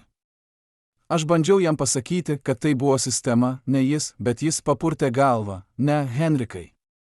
Sistema negalėjo jų sužaloti be manęs. Aš buvau įrankis ir aš pasirinkau būti tuo įrankiu. Henrikas mano, kad būtent šis sąrašas, ši juodoji byla buvo pagrindinė priežastis, kodėl Adomaitis nusprendė mirti. Jis negalėjo atleisti savo už tai, ką padarė tiems žmonėms, ir mirtis atrodė kaip vienintelis būdas užbaigti savo kančią. Bet Henrikas taip pat atskleidžia kažką, kas meta naują šviesą į visą istoriją. Jis tvirtina, kad Adomaitis nebuvo tikras dėl tų vardų. Jis man prisipažino, kad jo atmintis darosi vis miglotesnė. Jis sakė, aš nebežinau, ar tikrai daviau tuos vardus, ar tai tik mano protas kuria kaltę, kurios nėra. Jis bijojo, kad jo liga verčia jį prisiminti dalykus, kurie niekada neįvyko, arba užmiršti dalykus, kurie įvyko. Šis prisipažinimas rodo, kaip Alzheimerio liga ne tik griovė Adomaičio protą, bet ir darė jį neįmanoma atskirti tikrovę nuo iliuzijos. Ar jis tikrai išdavė tuos žmones? Ar tai buvo tikri prisiminimai, ar ligos sukurtos fantazijos? Mes niekada nežinosime tikrai, bet viena yra aišku, Adomaitis tikėjo, kad jis kaltas ir ta tikėjimas buvo pakankamai stiprus, kad jį nužudytų. Henrikas taip pat pasakoja apie paskutinį kartą, kai matė Adomaitį gyvą. Tai buvo lapkričio 8 dieną, likus dienai iki aktoriaus mirties. Henrikas atvažiavo nepakviestas, jausdamas, kad kažkas negerai. Jis rado Adomaitį sėdintį prie lango, žiūrintį į mišką. Jis atrodė ramus, beveik laimingas. Aš paklausiau, kaip jis jaučiasi, ir jis atsakė, aš jaučiuosi laisvas, Henrikai. Pirmą kartą per daugelį metų aš jaučiuosi laisvas. Aš paklausiau, ką jis turi omenyje, bet jis tik nusišypsojo ir pasakė, netrukus suprasite. Henrikas suprato, kad tai buvo atsisveikinimas, bet jis nežinojo, ką daryti. Jis bandė įkalbėti Adomaitį priimti pagalbą, bet aktorius atsisakė. Jis man pasakė, Henrikai, aš priėmiau savo sprendimą.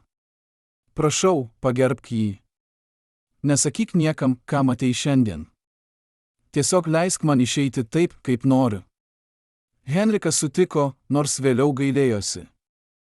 Jis išvažiavo tą vakarą, žinodamas, kad tai paskutinis kartas, kai mato savo seną draugą gyvą. Bet štai keisčiausia dalis Henriko liudijimo, jis tvirtina, kad matė tą paslaptingą lankytoją. Ne lapkričio 9 dieną, kai kaimynas jį matė, bet lapkričio 8 dieną prieš Adomaičio mirtį. Kai išvažiavau iš Adomaičio namo, pastebėjau automobilį, stovintį apie 100 metrų toliau kelyje. Jis buvo tamsus, be numerių ženklų. Viduje sėdėjo vyras, stebintis namą.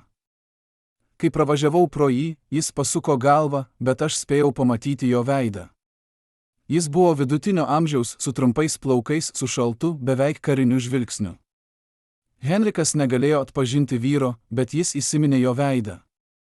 Ir kai vėliau, po Adomaičio mirties, jis pamatė seną nuotrauką Viktoro Lebedenko, jis pajuto šaltį nugaroje. Aš negaliu būti 100% tikras, bet tas vyras automobilyje atrodė labai panašus į Viktorą. Ir jei tai buvo jis, tai reiškia, kad jis nebuvo miręs 1993 metų, kaip visi manė. Ši detalė patvirtina Algirdo Kavaliausko teoriją apie Viktoro Lebedenko sufabrikuotą mirtį. Jei Viktoras tikrai buvo gyvas 1996 metų, tai reiškia, kad jis galėjo būti tas paslaptingas lankytojas, kuris atėjo pas Adomaitį paskutinę naktį. Bet kodėl jis ateitų?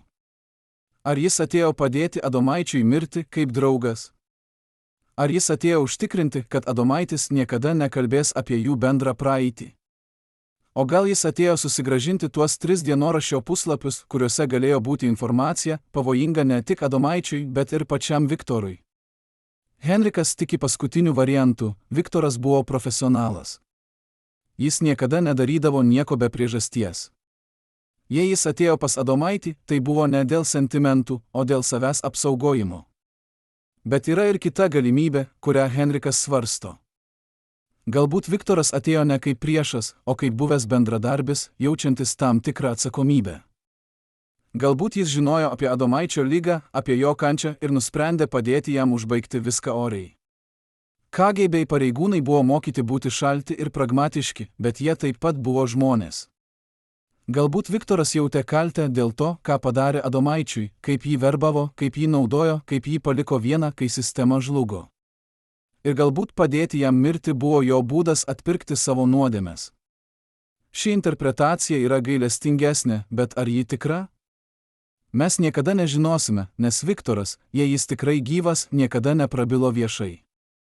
Jis lieka šešėlis, vaiduoklis iš praeities, kuris galbūt vis dar vaikšto tarp mūsų. Henrikas baigė savo liudijimą emocingai, aš gailėjosi, kad nepadariau daugiau, kad negelbėjau Regimanto. Bet dabar, po tiek metų, suprantu, kad negalėjau jo išgelbėti. Jis nebenorėjo būti gelbėjamas. Jis priėmė savo sprendimą ir niekas, nei aš, nei Ona, nei gydytojai, negalėjo jo pakeisti. Vienintelis dalykas, kurį galėjome padaryti, buvo pagerbti jo pasirinkimą. Ir tai yra tai, ką aš dabar darau, pasakodamas jo istoriją, kad žmonės suprastų, jog jis nebuvo tik išdavikas ar ligonis. Jis buvo žmogus, kovojantis su neįmanoma našta ir galiausiai pasirinkęs vienintelį išėjimą, kurį matė. Ar mes galime kaltinti Henriką už tai, kad jis nieko nepadarė? Ar mes galime kaltinti bet kurį iš tų žmonių, kurie žinojo apie Adomaičio planus, bet nesiėmė veiksmų? Galbūt ne. Galbūt jie visi darė tai, ką manė esant teisinga tuo metu. Ir galbūt tai yra vienintelis dalykas, kurį bet kuris iš mūsų gali padaryti, daryti tai, kas atrodo teisinga, net jei vėliau paaiškėja, kad tai buvo klaida.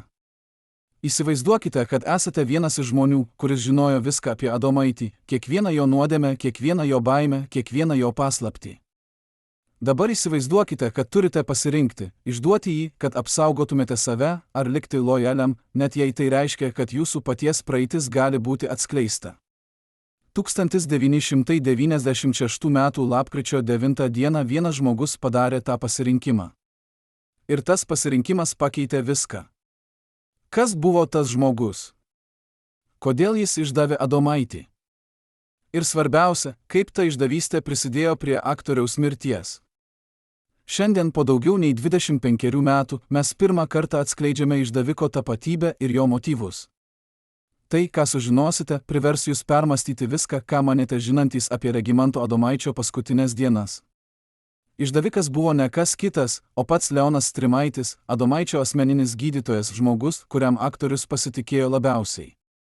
Leonas, kuris dabar gyvena užsienyje ir sutiko kalbėti su mumis su sąlyga, kad jo dabartinė gyvenamoji vieta liks slapta, prisipažįsta, kad padarė kažką, ko gailėjosi kiekvieną dieną nuo to laiko. Lapkričio 8 dieną, likus dienai iki Adomaičio mirties, Leonas gavo telefoninį skambutį iš nežinomo numerio. Skambintojas prisistatė kaip senas draugas ir paprašė Leono susitikti. Leonas sutiko, nors jautė nerimą. Jie susitiko neutralioje vietoje, mažoje kavinėje Vilniaus pakraštyje. Skambintojas buvo vyras vidutinio amžiaus, apsirengęs tamsiu kostiumu, su šaltu, profesionaliu elgesiu.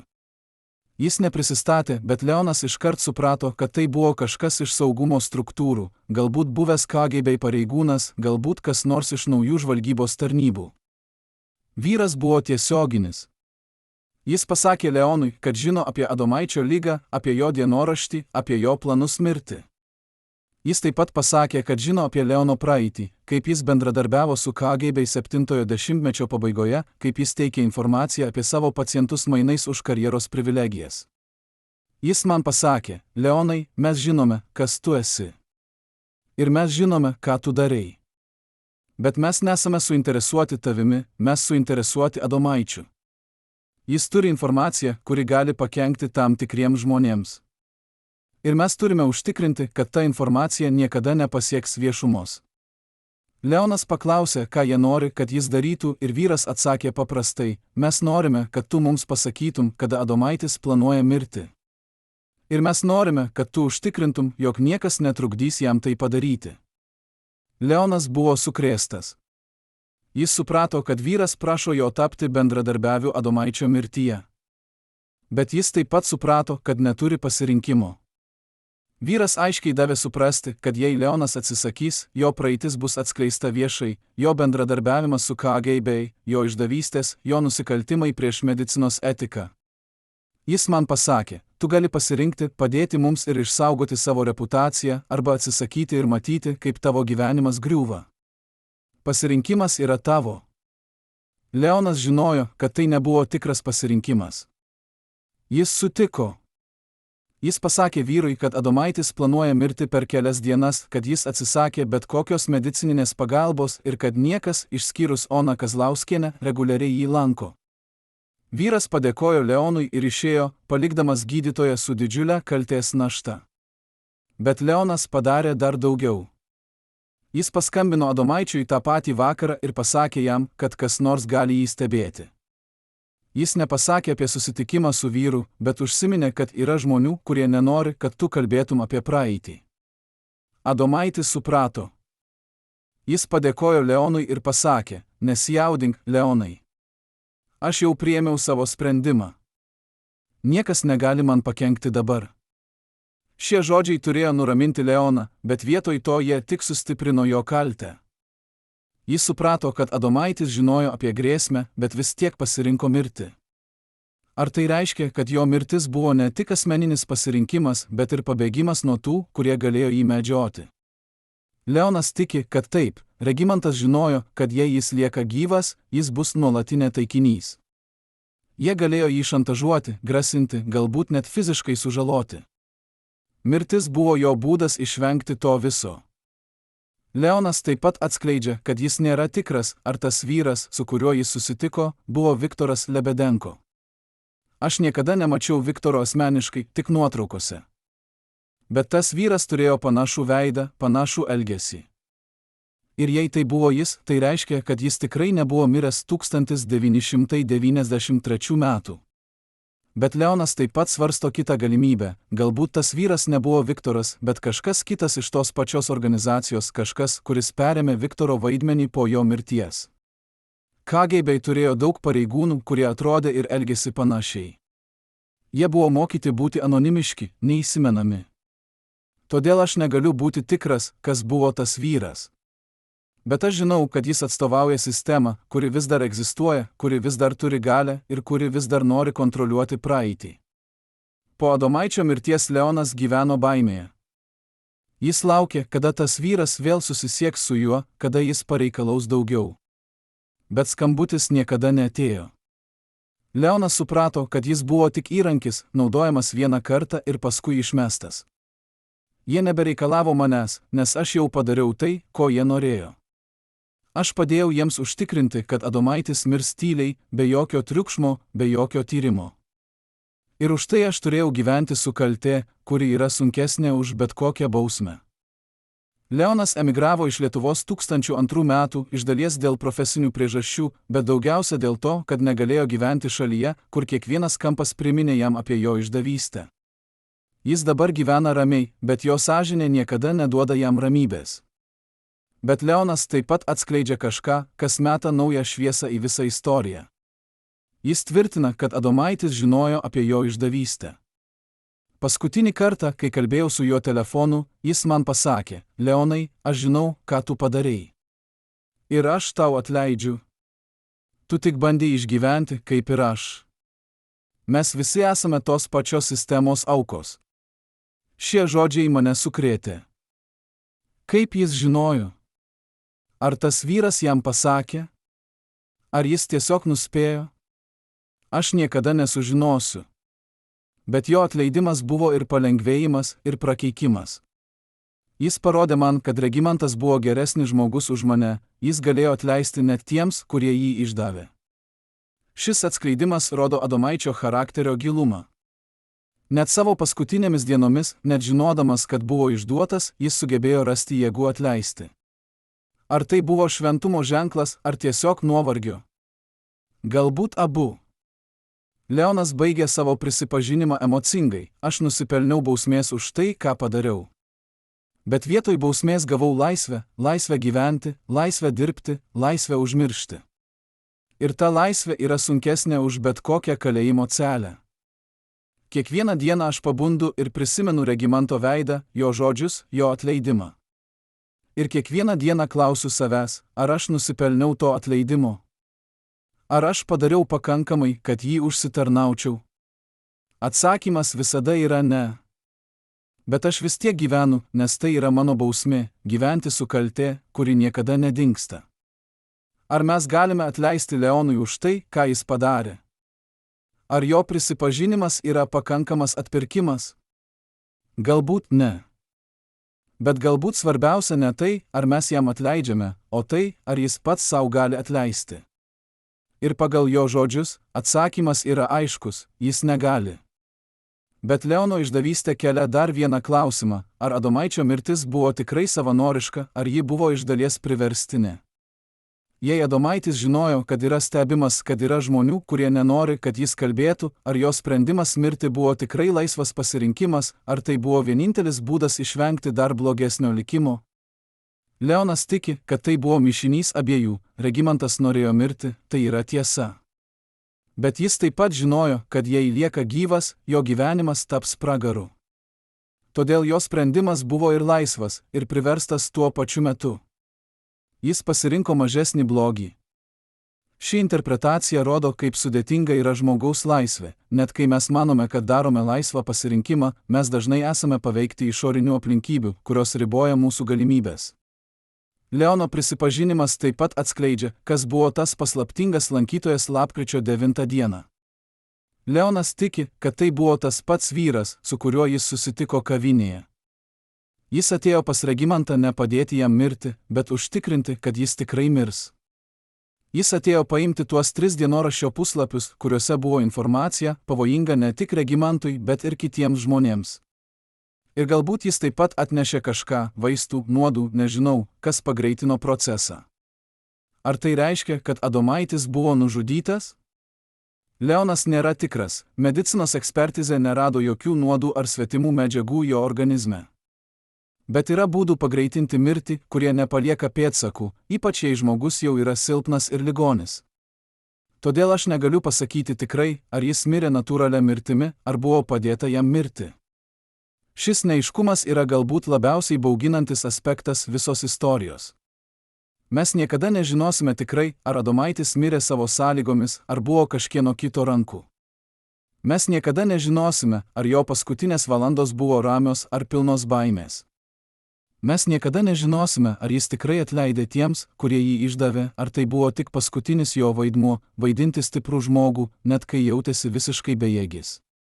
Bet galbūt tai ir yra tikslas. Galbūt yra žmonių, kurie nori, kad šios paslaptys liktų paslaptimis amžinai. Ir galbūt Adomaičio mirtis buvo tik vienas žingsnis užtikrinant, kad taip ir būtų. Lapkričio 10, 1996 metų. Rytas atėjo šaltas ir miglotas. Ona Kazlauskienė važiavo į Adomaičio namelį su nerame širdimi. Ji negalėjo paaiškinti kodėl, bet jautė, kad kažkas negerai. Kai ji atvažiavo ir pamatė, kad durys neužrakintos, jos nerimas virto baime. Ji įėjo vidų ir iškart pajuto tylą, neįprastą tylą, bet kažką gilesnio, galutinesnio. Ji rado Adomaitį sėdintį jo mėgstamoje kėdėje prie lango, žiūrintį į mišką. Iš pradžių ji manė, kad jis tiesiog miega. Bet kai priėjo arčiau, suprato tiesą. Regimantas Adomaitis buvo miręs. Jo veidas buvo ramus, beveik šypsojosi. Jo rankos buvo sudėtos ant kelių, tarsi jis būtų ką tik baigęs maldą. Ant stalo šalia jo gulėjo atidarytas dienoraštis, o ant paskutinio puslapio mažas lapelis su užrašu: Ona, dėkoju už viską. Prašau, neliūdėk. Aš išėjau taip, kaip norėjau. Ona stovėjo ten kelias minutes, negalėdama judėti, negalėdama kvėpuoti. Ji žiūrėjo į vyrą, kurį pažinojo daugiau nei 20 metų, vyrą, kuris buvo ne tik jos darbdavys, bet ir draugas. Ji matė, kaip jis keitėsi per tuos metus, kaip jis prarado savo šypseną, savo energiją, savo norą gyventi. Ir dabar, žiūrėdama į jo ramų veidą, ji suprato, kad jis pagaliau rado tai, ko ieškojo – ramybę. Bet ar ta ramybė buvo verta tokios kainos? Ar jo mirtis buvo tikrai išsigelbėjimas, ar tai buvo tik pabėgimas nuo neišsprendžiamų problemų? Ona nežinojo atsakymo. Ji tik žinojo, kad jos draugas buvo išėjęs ir kad ji niekada daugiau neišgirs jo balso, nepamatys jo šypsenos, nejaučia jo buvimo. Ji paskambino policijai, kuri atvyko per pusvalandį. Jie apžiūrėjo namą, užduodė klausimus, paėmė dienoraštį kaip įrodymą. Medicinos ekspertas atvyko ir atliko preliminarų apžiūrą. Jo išvada buvo paprasta – natūrali mirtis dėl širdies nepakankamumo, paspartinto ilgalaikio nepakankamo maitinimosi. Nebuvo jokių smurto ženklų, jokių nuodų, jokių įrodymų, kad kas nors kitas buvo įsitraukęs. Adomaitis tiesiog mirė, tyliai, ramiai, vienas. Bet Ona žinojo, kad tai nebuvo visa tiesa. Ji žinojo apie jo ligą, apie jo planus, apie jo kančią. Ir ji žinojo, kad jo mirtis nebuvo atsitiktinė, ji buvo suplanuota, galbūt net pageidaujama. Bet ar tai darė ją mažiau tragišką? Ar tai darė ją lengviau priimti? Ne. Jei kas nors, tai darė ją dar skaudesnę. Adomaičio laidotuvės įvyko lapkričio 15 dieną mažoje koplyčioje Vilniaus pakraštyje. Atėjo tik keletas žmonių – Ona, Henrikas, Leonas, kuris atskrido iš užsienio specialiai šiam įvykiui, keletas buvusių teatro kolegų. Nebuvo jokių kalbų, jokių eulogijų, jokio cirko. Tiesiog tyla, malda ir ašaros. Adomaitis buvo palaidotas paprastame kape, be jokių išskirtinių ženklų. Jo antkapyje buvo tik jo vardas, gimimo ir mirties datos ir paprasta frazė – jis gyveno savo sąlygomis. Ši frazė buvo Onos pasirinkimas, ji manė, kad tai geriausiai apibūdina Adomaičio gyvenimą ir mirtį. Jis visada bandė gyventi savo sąlygomis, net kai sistema, liga ir jo paties sąžinė darė tai beveik neįmanoma.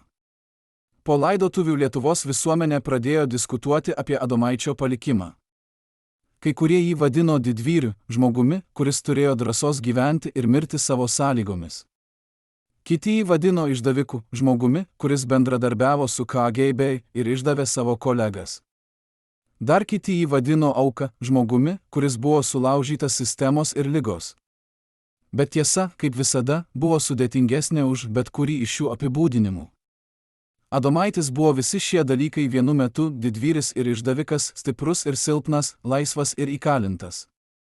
Jis buvo žmogus, gyvenęs sudėtingų laikų, daręs sudėtingus pasirinkimus ir galiausiai mokėjęs už juos savo gyvenimu. Bet jo istorija nesibaigė su jo mirtimi. Per kelerius metus po jo mirties vis daugiau informacijos buvo atskleista apie jo ligą, apie jo bendradarbiavimą su KGB, apie jo paskutinės dienas. Kiekvienas naujas atskleidimas keitė tai, kaip žmonės suprato jį. Kai kurie pradėjo jį gailėti, kiti dar labiau smerkti. Bet viena buvo aišku, niekas negalėjo likti abejingas jo istorijai.